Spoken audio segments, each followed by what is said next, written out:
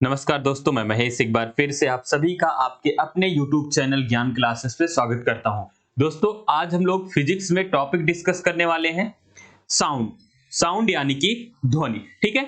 अब हम लोग इसके पहले जो क्लास किए थे उसमें कुछ इंपॉर्टेंट प्रश्नों को डिस्कस किए थे। साउंड और ध्वनि पे जो भी प्रश्न पूछे गए थे, इंपॉर्टेंट प्रश्नों को डिस्कस किए थे। लेकिन जो साउंड है, ध्वनि नामक चैप्टर या टॉपिक कह लें, जो है इसमें बहुत ज्यादा प्रीवियस ईयर के प्रश्न बने हैं, इसलिए इस पे 3 क्लास करेंगे। तो एक क्लास तो हो चुकी है, आज दूसरी क्लास है। कुछ और बेहतरीन इंपॉर्टेंट प्रश्नों के साथ आज हम लोग चर्चा करने वाले हैं इस पे। उससे पहले अगर आप हमारे चैनल पे हैं तो चैनल को सब्सक्राइब कर लीजिए, वीडियो को लाइक कर लीजिए, साथ ही साथ दोस्तों को भी शेयर कर दीजिए और लाइक वाइक कर लिया करिए। ठीक है, लाइक वाइक कर लीजिए, दोस्तों को शेयर कर लीजिए। देखो, आप 5-5 लोग को भी अगर शेयर कर देंगे, 5-5 लोगों को भी कनेक्ट कर लेंगे, तो थोड़ा सा मुझे भी क्या होगा, मोटिवेशन मिलेगा। तो लोग कनेक्ट हो रहे हैं, अभी स्टार्टिंग है इसलिए मैं कंटिन्यू भी नहीं कर पा रहा हूं, तो लोग कम कनेक्ट हो रहे हैं। तो कोशिश करो कि लोगों को थोड़ा सा जोड़ लो, थोड़ा सा मोटिवेशन मिलेगा मुझे भी। तो चलिए, बिना इस पे टाइम डिले किए हुए, बिना इस पे टाइम वेस्ट किए हुए हम लोग बढ़ते हैं प्रश्न की तरफ।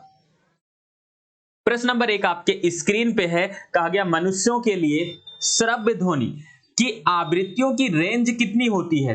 ऑप्शन है 16 किलोहर्ट्ज से 2000 किलोहर्ट्ज, सॉरी 200 किलोहर्ट्ज। अब हमें देखना है भैया, जो श्रव्य ध्वनियां होती है उनकी रेंज होती है 20 हर्ट्ज से लेके कहां तक, 20 हर्ट्ज से लेके 20,000 हर्ट्ज तक होती है। यही होती है, अभी तक तो यही पढ़े हो। अब लेकिन जो छोटे बच्चे होते हैं उनकी जो सुनने की क्षमता है 20 से थोड़ा पहले ही वो सुन सकते हैं, उनको भी उन रेंज को भी सुन सकते हैं छोटे बच्चे। धीरे धीरे जैसे उनकी एज बढ़ती जाती है, रेंज यही आ जाती है। ऑप्शन में है क्या, 16 किलो हर्ट्ज का मतलब कितना हो गया, 16,000 हर्ट्ज से लेके कितना हो गया। अब 200 किलो हर्ट्ज है, अगर 3 जीरो आ जाएगा 2 लाख हो जाएगा, ये तो ऑप्शन हो ही नहीं सकता। ऑप्शन नंबर बी में कहा गया 16 हर्ट्ज से लेके कहां तक, 16,000 हर्ट्ज तक।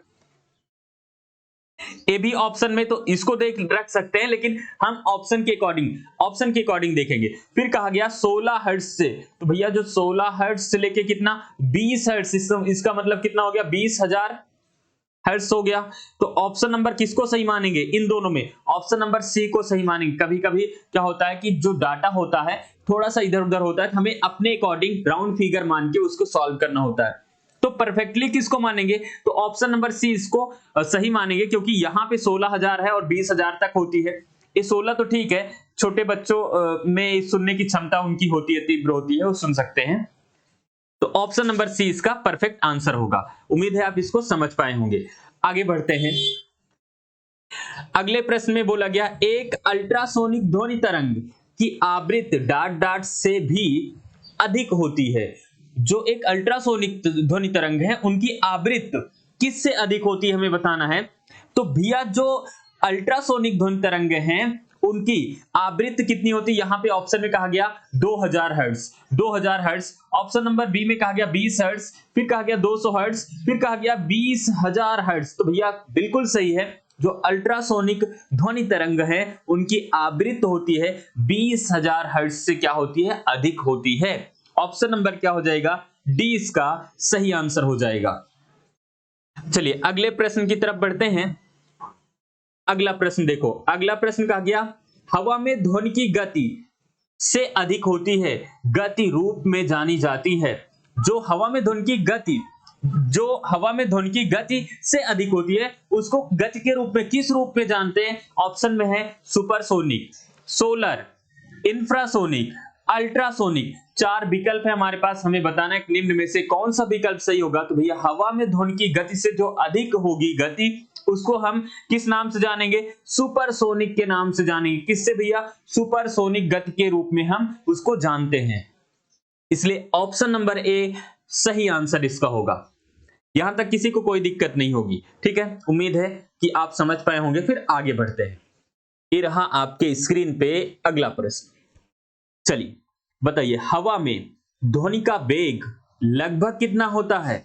हवा में ध्वनि का वेग लगभग कितना होता है। हमें तो भैया यही पता है कि हवा में ध्वनि का वेग होता है 331.6 मीटर प्रति सेकेंड होता है ना, 0 डिग्री सेल्सियस पर। और राउंड फिगर इसको हम 332 भी मान लेते हैं, 332 मीटर प्रति सेकेंड यही होगा। लेकिन राउंड फिगर हम आगे पीछे कर सकते हैं अकॉर्डिंग टू ऑप्शन। कहा गया 3 मीटर प्रति सेकेंड। तो भैया इसका मतलब समझ रहे हो ना कि 3000, इसका मतलब 3000 मीटर प्रति सेकेंड। तो भैया 3000 और 332 में बहुत अंतर है। कहा गया 330, फिर कहा गया 5000, फिर कहा गया 1500। तो मुझे बता दीजिए किसको टिक करने लायक है, 331 या 332 के आसपास कौन सा ऑप्शन है? Option number B. तो यही हो गया, ऑप्शन नंबर बी आपका परफेक्ट आंसर होगा। ऑप्शन नंबर क्या हो जाएगा भैया? ऑप्शन नंबर बी आपका परफेक्ट आंसर होगा। समझ पाए इसको? चलिए फिर बढ़ते हैं अगले प्रश्न की तरफ। अगला प्रश्न कहा गया यदि दिए गए वेग पर किसी ध्वनि तरंग की आवृत्ति बढ़ाई जाए तो इसके तरंगदैर्ध्य पर क्या प्रभाव पड़ता है? यदि दिए गए वेग पर किसी ध्वनि तरंग की आवृत्ति बढ़ाई जाए तो इसके तरंगदैर्ध्य पर क्या प्रभाव पड़ता है? ऑप्शन में है तरंगदैर्ध्य में क्रमिक रूप से वृद्धि और कमी होती है। अगला ऑप्शन है कहा गया इसकी तरंगदैर्ध्य में वृद्धि होगी। अगला है तरंगदैर्ध्य पर कोई प्रभाव नहीं पड़ेगा, इसकी तरंगदैर्ध्य में कमी आएगी। 4 विकल्प आपके पास हैं, आपको बताना है कि निम्न में से कौन सा विकल्प सही होगा। तो भैया यदि दिए गए वेग पर किसी ध्वनि तरंग की आवृत्ति बढ़ाई जाए तो तरंगदैर्ध्य में क्या होगी? कमी आती है। तरंगदैर्ध्य में क्या आती है? कमी आती है। इसलिए ऑप्शन नंबर क्या हो जाएगा? डी इसका सही आंसर हो जाएगा। ठीक है, चलिए अगले प्रश्न की तरफ बढ़ते हैं। अगला प्रश्न है वायु में 0 डिग्री तापमान पर ध्वनि की गति कितनी होती है? वायु में 0 डिग्री तापमान पर ध्वनि की गति कितनी होती है? 4 विकल्प आपके पास है, आपको बताना है कि निम्न में से कौन सा विकल्प सही होगा।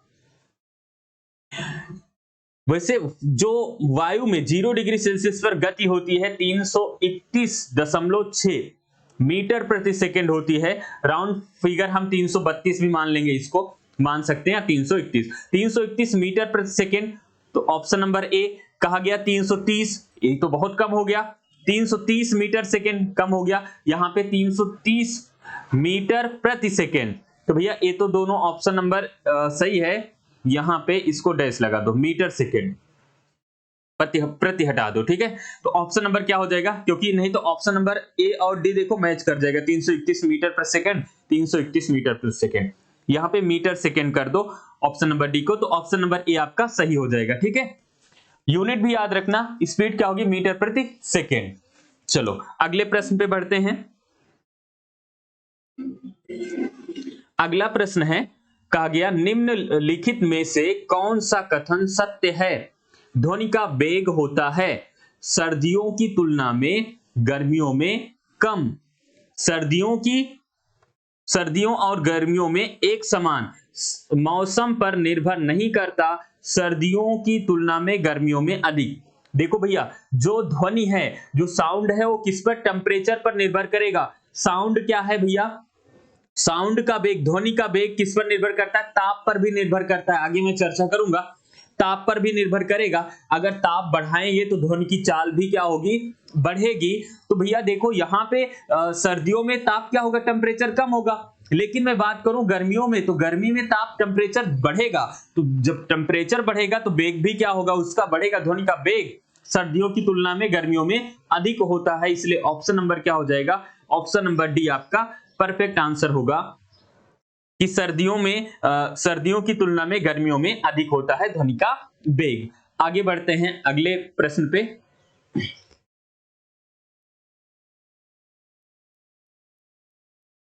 क्यों चेंज हो रहे हो?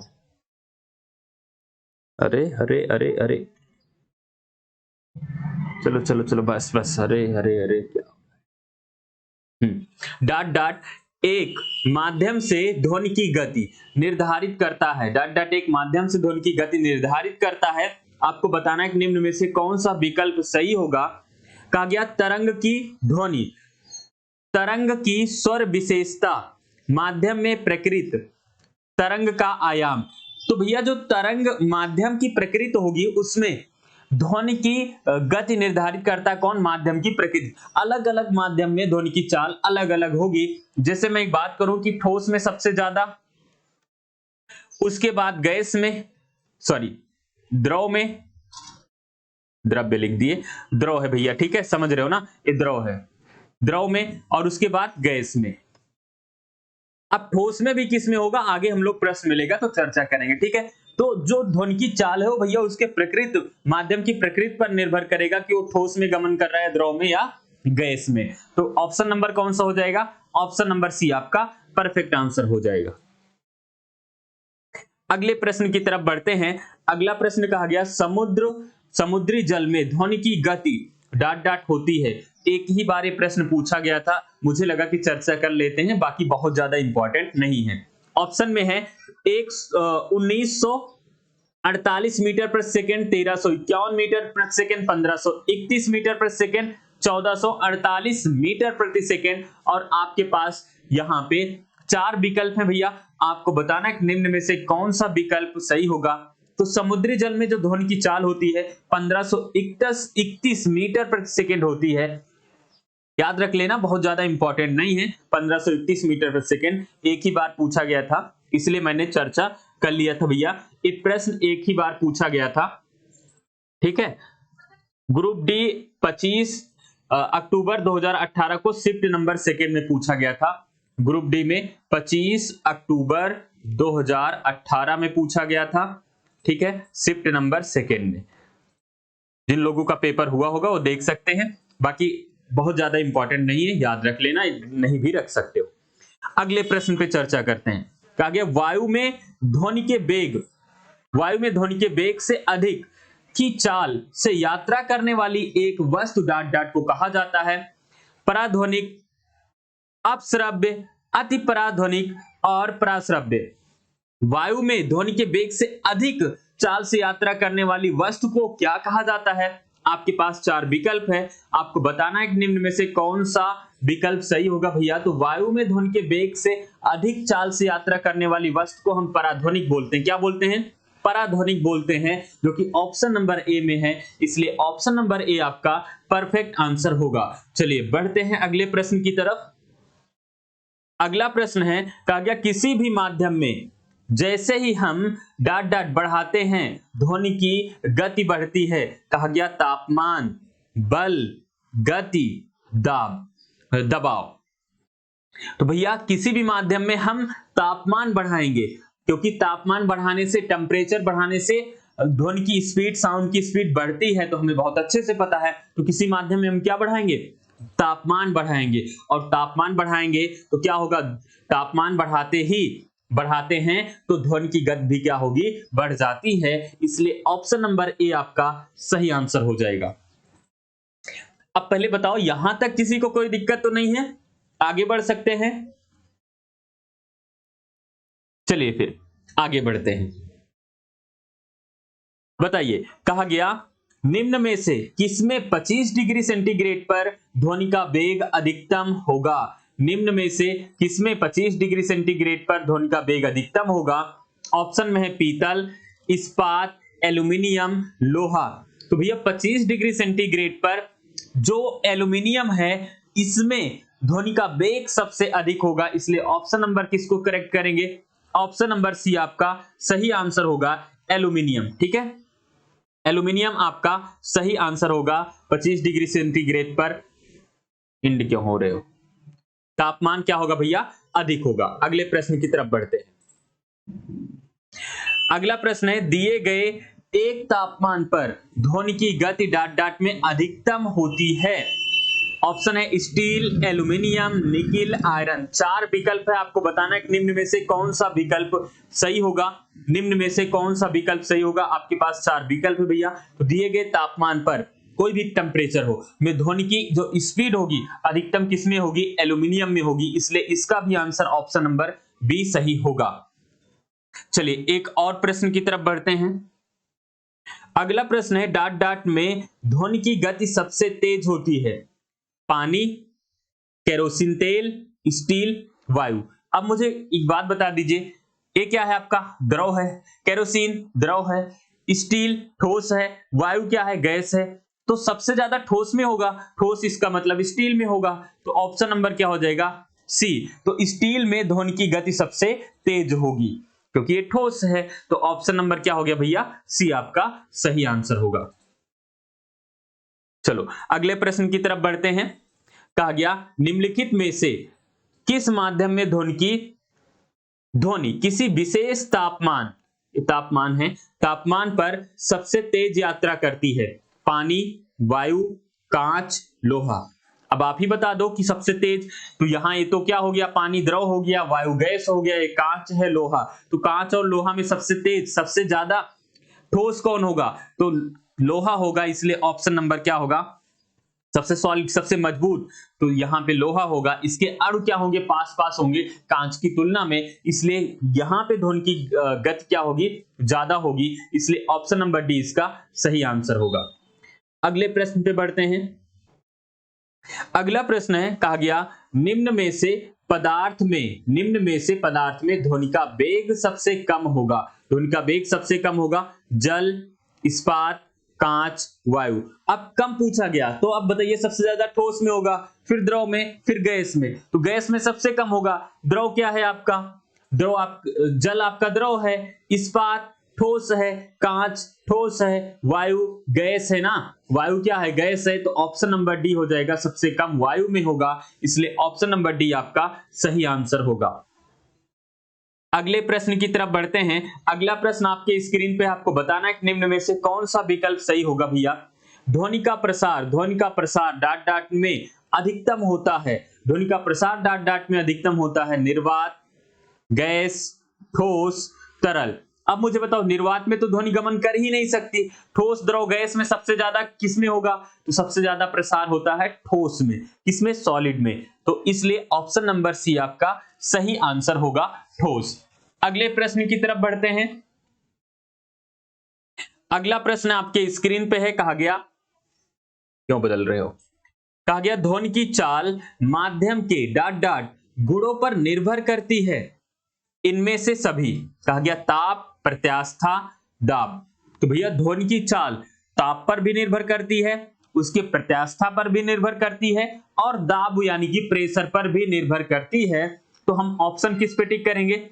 ऑप्शन नंबर ए, इनमें से सभी। तो ध्वनि की चाल माध्यम के ताप, प्रत्यास्था, दाब के गुणों पर निर्भर करेगी, इसलिए ऑप्शन नंबर ए आपका सही आंसर हो जाएगा। तो अगला प्रश्न, अच्छा बहुत स्पीड से नहीं चल रहे हैं ना, समझ पा रहे हो सब लोग? बोलो। अच्छा थोड़ी स्पीड कम कर लेते हैं, बाकी तो आप समझदार हो। प्रश्न लिखा है, केवल देखना है, समझना है और आंसर को बताना है ना। चलो देखो, कहा गया निम्नलिखित में से कौन सा किसी तरंग द्वारा 1 सेकंड में तय की गई दूरी को दर्शाता है? आवर्तकाल, तरंग दैर्ध्य, तरंग वेग, आवृत्ति। इसका आंसर आप लोग निकालो फटाफट। तो चलिए 19 नंबर प्रश्न आंसर दीजिए आप लोग। निम्नलिखित में से कौन सा किसी तरंग द्वारा 1 सेकेंड में तय की गई दूरी को दर्शाएगा? तो तरंग वेग, जो भैया तरंग वेग किसी तरंग द्वारा 1 सेकेंड में तय की गई दूरी को दर्शाता है। तो ऑप्शन नंबर क्या हो जाएगा? ऑप्शन नंबर सी इसका परफेक्ट आंसर हो जाएगा। अगला प्रश्न है, एक एकल आवृत्त द्वारा उत्पन्न ध्वनि को डाट डाट कहा जाता है? आयाम, टोन, स्वर या तान कहें उसी को। फिर ऑप्शन है पिच, तरंग दैर्ध्य। 4 विकल्प है, आपको बताना है कि निम्न में से कौन सा विकल्प सही होगा। निम्न में से कौन सा विकल्प सही होगा? एक एकल आवृत्त द्वारा उत्पन्न ध्वनि को क्या कहा जाता है? टोन कहते हैं उसी को, स्वर कहते हैं या तान कहते हैं। तो ऑप्शन नंबर 20 का सही आंसर होगा। अगले प्रश्न की तरफ बढ़ते हैं। अगला प्रश्न है, निम्नलिखित में से कौन सा ध्वनि की लाउडनेस या सॉफ्टनेस को निर्धारित करता है? लाउडनेस या सॉफ्टनेस को निर्धारित करता है। ऑप्शन है तरंग का वेग, दोलन, आवृत्त, आयाम। 4 विकल्प है, बताओ कौन सा विकल्प सही होगा?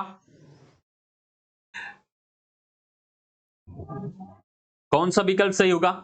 आयाम भैया ध्वनि की लाउडनेस या सॉफ्टनेस को निर्धारित करता है। कौन? आयाम। तो ऑप्शन क्या हो जाएगा? ऑप्शन नंबर डी हो जाएगा। आयाम ध्वनि की सॉफ्टनेस और लाउडनेस, लाउडनेस और सॉफ्टनेस दोनों को निर्धारित कौन करता है? आयाम करता है। इसलिए ऑप्शन नंबर डी आपका सही आंसर हो जाएगा। अगला प्रश्न कहा गया ध्वनि का तारतम्य तो निर्भर करता है, ध्वनि का तारतम्य निर्भर करता है तीव्रता, आयाम, आवृत्ति, लय। 4 विकल्प हैं, बताना है कौन सा विकल्प सही होगा। ध्वनि का तारतम्य, तारतम्य मतलब समझते हैं ना, pitch, low pitch sound, high pitch sound. किसी की आवाज पतली होती है, किसी की मोटी होती है, और जिनकी आवाज हाई पिच साउंड की होती है, उच्च तारतम्य की होती है, वो कानों में चुभन पैदा करती हैं, जैसे मच्छर की आवाज और महिलाओं की आवाज।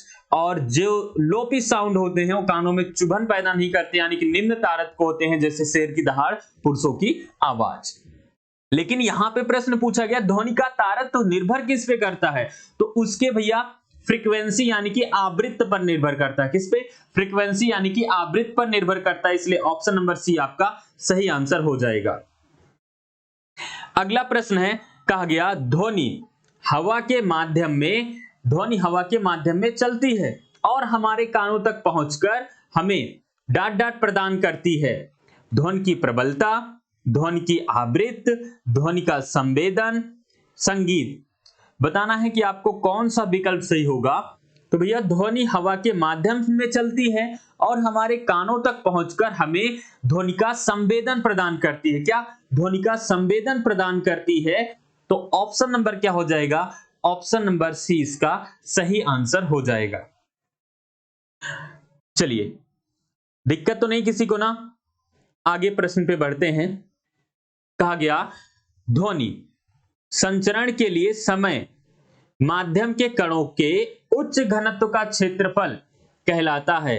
ध्वनि संचरण के समय माध्यम के कणों के उच्च घनत्व का क्षेत्रफल कहलाता है अपवर्तन, प्रतिध्वनि, कंपन, स्पीडन, संपीडन। संपीडन। 4 विकल्प हैं, आपको बताना है कि निम्न में से कौन सा विकल्प सही होगा। ध्वनि संचरण के समय माध्य के कणों के उच्च घनत्व का जो क्षेत्र है उसे क्या कहते हैं? उसे कहते हैं संपीडन बोलते हैं। क्या बोलते हैं? संपीडन। ठीक है, संपीडन कहते हैं। ऑप्शन नंबर क्या हो जाएगा? ऑप्शन नंबर भैया डी इसका सही आंसर हो जाएगा। अगला प्रश्न आपके स्क्रीन पे है। कहा गया एक प्रतिध्वनि के लिए स्रोत और प्रवर्तक के बीच न्यूनतम दूरी लगभग कितनी होनी चाहिए? समझ रहे हो ना? प्रतिध्वनि के लिए स्रोत और प्रवर्तक के बीच की दूरी कितनी, न्यूनतम दूरी कितनी होनी चाहिए? कहा गया 34 मीटर, कहा गया 36 मीटर, 17 मीटर, 10 मीटर। तो न्यूनतम दूरी कितनी होनी चाहिए भैया? 17 मीटर होनी चाहिए। अब यहां से ध्वनि उत्पन्न हुई, यहां गई, फिर आएगी तो 34 मीटर होगा, लेकिन न्यूनतम दूरी कितनी होनी चाहिए? 17 मीटर होनी चाहिए, क्योंकि यहां से जाएगी, टकरा कर आएगी, तो आने जाने में वो 34 मीटर कवर कर लेगा। तो इसलिए ऑप्शन क्या हो जाएगा? ऑप्शन आपका सी हो जाएगा 17 मीटर। ठीक है, 17 मीटर आपका सही आंसर होगा। तो हम लोग 25 प्रश्नों को डिस्कस किए, जो कि इंपॉर्टेंट प्रश्न थे। उम्मीद है आप इनको समझ पाए होंगे। अगर प्रश्न में समझने में कोई दिक्कत हो या किसी भी प्रश्न में कोई डाउट हो तो आप कमेंट में लिख दीजिएगा, मैं उसको सॉल्व करा दूंगा फिर अगले सेशन में। ठीक है, एक क्लास इस पे और होगी। तो उम्मीद है आप प्रश्नों को समझे होंगे, इस पे प्रैक्टिस किए होंगे, और जो कुछ प्रश्न नए मिल रहे हैं आप लोग नोट्स में उसको नोट करते रहिए, ताकि एग्जाम में अगर प्रश्न आए तो कोशिश हो कि छूट ना पाए। ठीक है, तो मिलते हैं कल की क्लास में। Thank you very much for joining my class. Next class में मिलेंगे, तब तक के लिए हंसते रहिए, मुस्कुराते रहिए। Take care, bye bye, good night.